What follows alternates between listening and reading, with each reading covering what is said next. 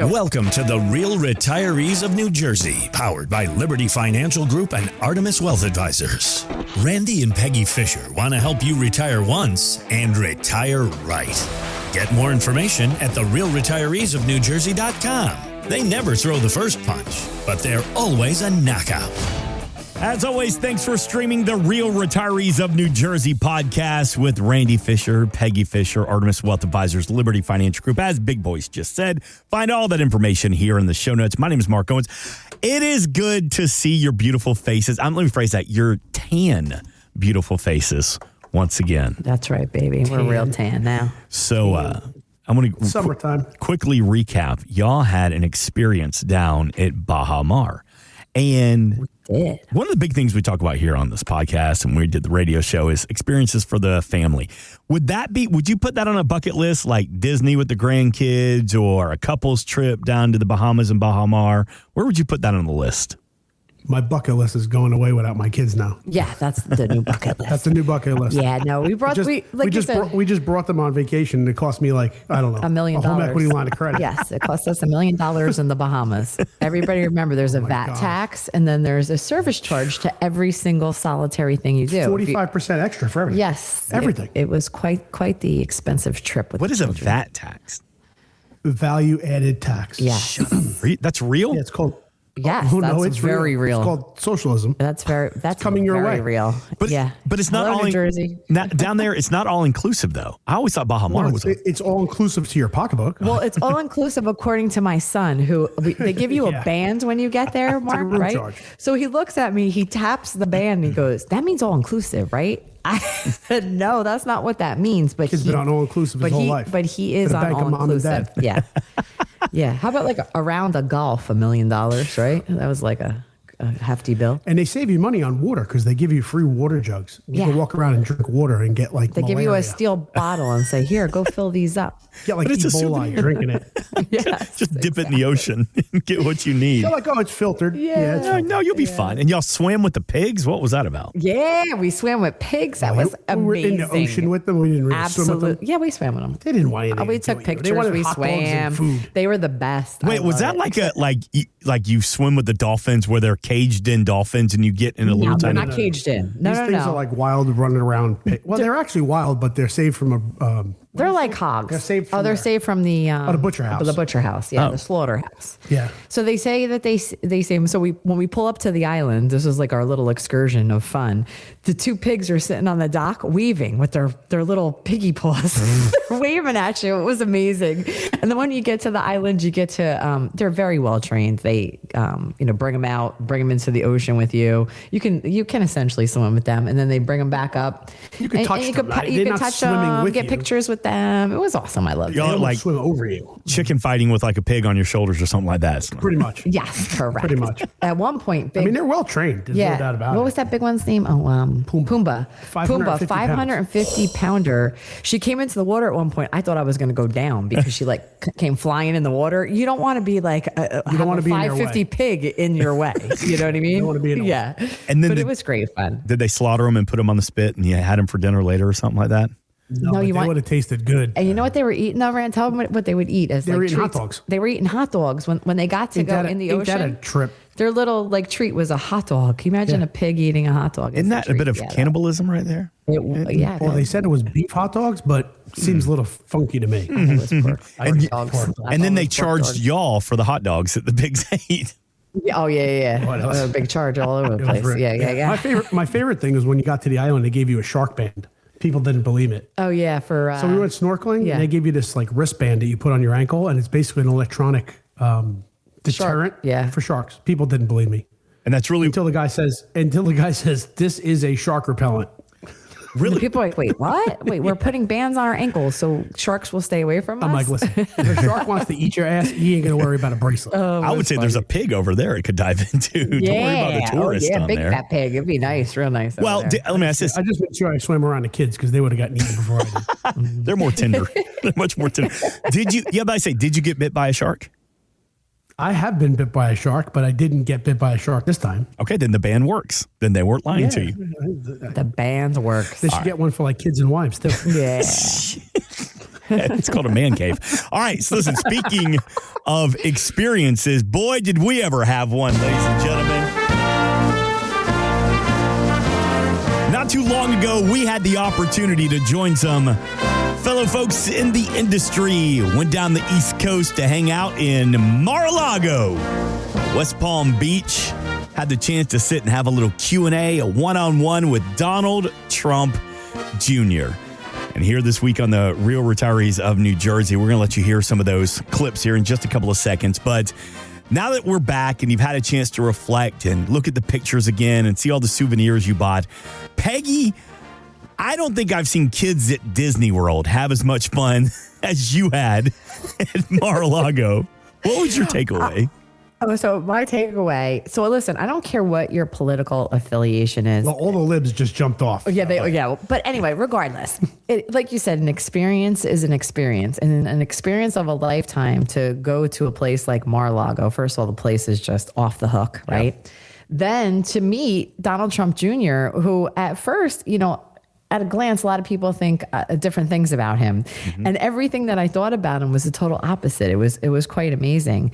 He was very funny, very charismatic, told some awesome stories about his dad and about his childhood and all that. And listen, for anybody, to me, an experience is something that a lot of people won't be able to do. You won't be able to sit at Mar-a-Lago, have a sit-down interview with Donald Trump Jr. That's right.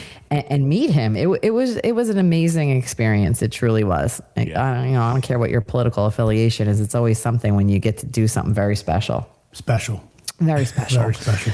I was along for the ride, though. You were definitely along for the ride. I was just taking pictures. I was like the photographer. You really were. I mean, so I'm going to pull the curtain all the way back on this one. So we got to go to the Gold and White Ballroom and have lunch and then get to hear Donald Trump Jr. speak. I can't wait to see the White House ballroom. It's got to reflect the exact same status. Gold everywhere, baby. We're going multiply it times 500. We're going gold everywhere. And for those that have never seen the pictures of it or whatnot, it really is and I don't want to say gaudy because that means it's like campy or over the top, but it really is as gaudy as you think it is. Oh, and it's over the top. It's as U.S. royalty as you think it can be. It is. It's all gold, baby. All gold. I mean, if the United States had, Windsor Palace. Yeah.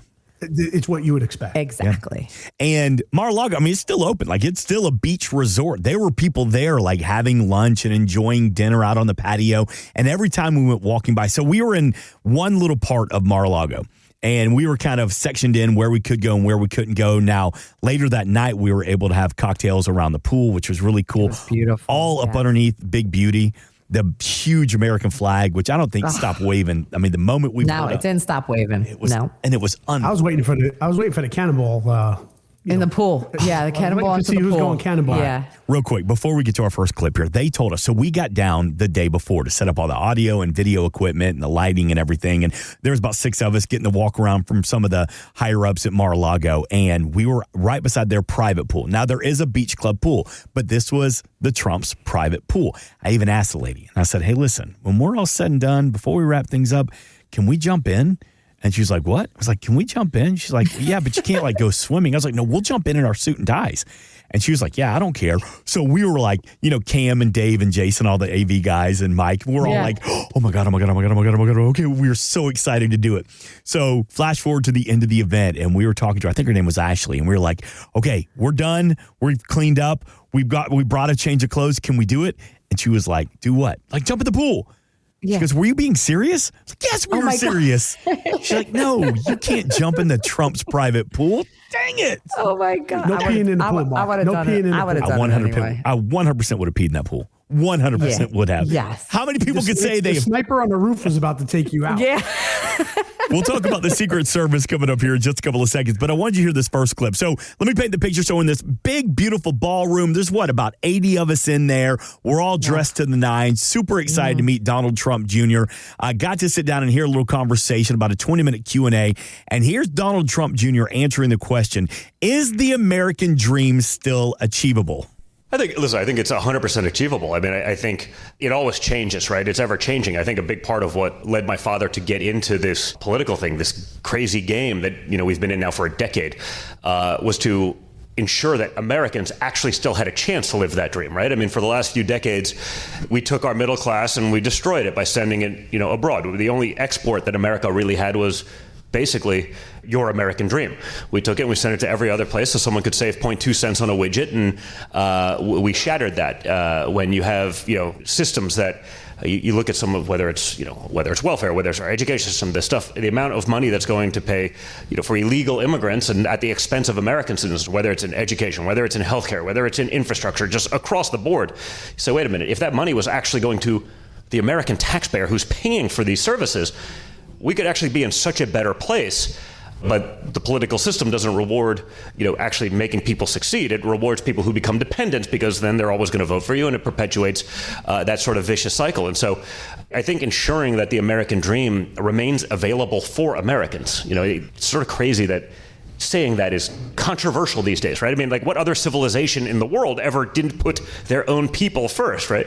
And so, I do think that dream exists. America is an incredible place of innovation. You see all of the stuff going on with AI. If people actually start focusing on the right things, if we start focusing on educating our kids to adapt these kind of technologies, I think that dream can be there in abundance. If we don't do that and we focus on, the 4,396 genders, and that's what our kids are learning in school, rather than, math, English. No, it's amazing when you have entire, counties in this country where kids are, they're graduating because, the teachers don't get paid if they don't graduate them through, so they just lower the standard so everyone can get through. But, they can't read at a 4th grade level, but they're graduating high school. They can't do math at the 3rd grade level, they're graduating high school. That's sad, and that's not going to enable the American dream for those children. And the fact that you're creating this level of dependence is also going to prevent a lot of other Americans who are going to end up having to subsidize this at the expense of being able to maximize their opportunity is also scary. I want to ask you the same question that Donald Trump Jr. just answered there. Peggy Fisher, Randy Fisher, is the American dream in your world, for what you do adults to and through retirement, is the American dream still achievable? Yes, 100% achievable. So. Absolutely. It's definitely 100% achievable. But things that he did say are 100% right. Education is so important. And where our children are being educated is very important. We just had a client in today, right, Randy? Mm-hmm. Talking about this exact thing. How he is a retiree, right? He's now retired.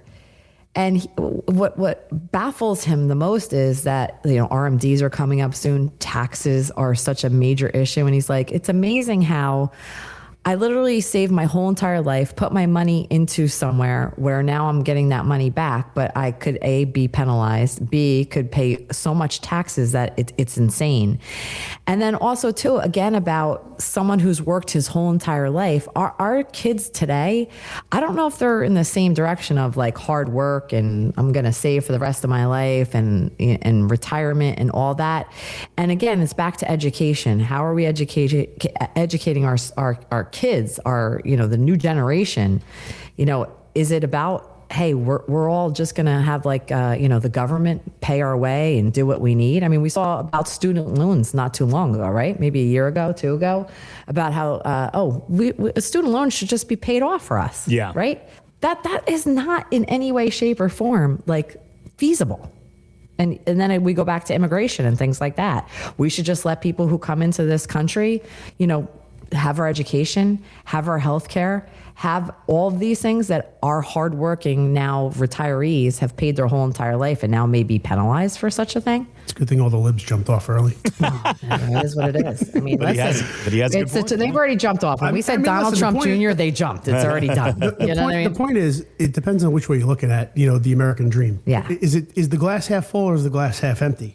If you look at the people that think that they still have an attainable dream, or they still have an attainable goal, or they can still make it, or be an entrepreneur, or retire early, or whatever that is, that's the glass half full, right? The glass half empty are the people that with their hands out. Yes. This world sucks. This America sucks. Yes. This is that. The next thing, we're deprived. Somebody's holding me down. And where are they getting all that from? Because that's what they're taught. Right. That's exactly So it's the same thing. Big orange man bad. Big America bad. We've always been bad. Everything in the world is bad. Meanwhile, there's everybody in the whole world wants to come to this country. Yep. Right. I don't see people exporting their asses out. I see people importing their asses in. Yeah, right. That's what we talk about. Right? Yeah, 100%. Absolutely. Who's trying to escape America? Right? Nobody. Well, the people who jumped off of this podcast at the very beginning because... Yeah, okay, that's true. Well, who cares about them anyway? Yeah, right. But the sheer fact is this. I mean, it really comes down to... here, we're embarking on the 250th anniversary birthday of America. And you see poll after poll after poll. And this is what I find to be absolutely so gross. extraordinary. It is crazy. Is there is literally a polarization between Democrats and Republicans, whether you're patriotic or not. Is there something wrong with you? Yeah. I mean, listen, if you've grown up here your whole life and you don't like what this is about, call this number, 866-304-3656. I will personally pay for a plane flight to park your ass in a different country of your choice as long as you don't want to come back. Yeah, right. Free of charge, instantaneously, Newark Airport, LA, wherever you want to go, it's on me. Good job, man. What if I just want to fly up there and see you guys? Will you pay for that too? We'll pay for that too. Of course we will. That's glass half full. No, we're definitely paying for that. You bring up a great point. The American dream is still alive for those that actually want to achieve it, not for those looking for people to take care of them. Talking about that too, Mark. But it also today, means hard work. Yeah, It doesn't mean it means handed hard to you work. because you're entitled, which is absurd. But also, the American dream, like for a lot of people, is to own a home, right? That's a big. They were just saying in today's news today. I couldn't believe this. Do you know? I want to ask you this question, Mark. Do you know how much the house of the American dream is actually at right now? What the price is? Entry point. Entry point. So if I want to buy a first-time home buyer, if I want to get into a house, Yes, first-time home buyer. Average across America. Average across is America stupid. right Look now. at it. Isn't it like- they had this on the news isn't it today. like $450 or something like that? No, try $1 million. No way. That's what they said. No, I don't know where they got the number They said from. that today on the news. I don't know where they got the number Across the from. news, everybody was talking about it, that the average price of a house for a first-time way. home buyer is $1 million. Hence why in our own town here, they got 1 million friggin' apartments going up every Yeah. freaking day. It's ridiculous, That's right? true. And that's not the taxpayer. Yeah. That's, a renter. Oh, they're also saying that home ownership is what? Discriminatory. Yes. Yeah, it's true. Right? So it's Only for the wealthy? only for the wealthy, Yeah. only for if you're white, only Yeah. if you have a silver spoon, only Yeah, if you it's have crazy. this, only if you have that. Listen, the American Come on. dream for all immigrants coming across here, how many years ago, was to have your home, to have a family, to put food on your table. You The know, amount that's of what clients it that was. we have that came from a different country that started with either nothing or $5 in their Yes. pocket and Yeah. now are multi-millionaires. Yes. Because they've worked their tail off and their entire family, kids, relatives, everybody has the same work ethic. Correct. It is extraordinary. I'll give you another one. We have the World Cup going on right now. Yes, right? sir. Okay. Do you see the amount of people that are from different countries that have come to America and just something as simple as Buzzies or Chick-fil-A or Walmart that they think it's the best thing since sliced bread? Yeah. Exactly. Right? Yeah. Right. They have the Japanese fans that came over to watch a soccer match. Not only were absolutely off their minds watching the game, but then they cleaned the stadium. Yeah, did you before see they that the left. other day? Saw that, I could yeah. not believe that. That's amazing. And you're in stadiums, Mark. We got running around They with masks got on. the With spray Japanese paint. cleaning up the stadiums? You know. No, Yeah. nobody's cleaning stadiums. Knicks fans riots. The Japanese clean up after themselves. Yeah, right. We're burning down buses. Yeah, burning buses. Meanwhile, they're cleaning Yeah. up stadiums. It's insane. It is kind of refreshing to see somebody come here from another who have they're just told how mean and evil America is, and they come here and go on a Right. tour and they go, "Oh my God, have you God, ever had it's Waffle amazing. House before? Oh Yes, my, right. oh my God, Walmart Right. is amazing." Like, The women, I saw a woman from Amsterdam. She said that she's not going home because she fell in love with ranch dressing. What? Is that you heard that? was Crazy. I'm like, what? Of all the things in the world you could fall in love with in America, it's Yeah. ranch it's amazing. dressing. I love it. Ranch is a delicacy somewhere Yeah. else. All right, I want you to hear another clip from Donald Trump Jr. Here's some of the business advice he got from his dad. Don't do anything you don't love. If you don't love it, you're never going to be good at it. You're never going to put in the time. You're never going to put in the effort. Nothing really comes that easy. And I get where, Donald Trump Jr., I understand I have been blessed, but, they made us work the menial jobs. I was, at 12 years old, I was working, at a marina away from home during the summers, as a dock attendant. And then he made me, drive tractors and do landscaping. And, I always joke, my brother and I are probably the only two sons of billionaires in America that can drive a D10 Caterpillar because they made us do it. Well, his theory was really simple. It's a lot of common sense, which these days we all know is not too common.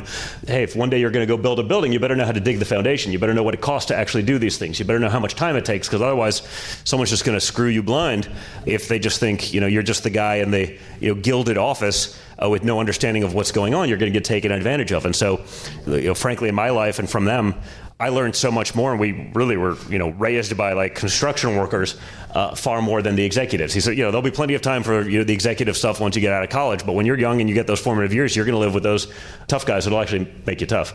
Your reaction there? I loved his stories because I mean, one of my favorite stories he was telling is when his parents would actually invite people over and they would be entertaining people, and he'd be sitting in the rafters with raisins, throwing things down at people. Oh yeah, from the tower, from the tower at Mar-a-Lago. Yeah. Listen, I grew up here from the time I could walk, and he goes, I know every nook and cranny of this place like a castle. So, but you know what else that shows too? If you notice the three children, right?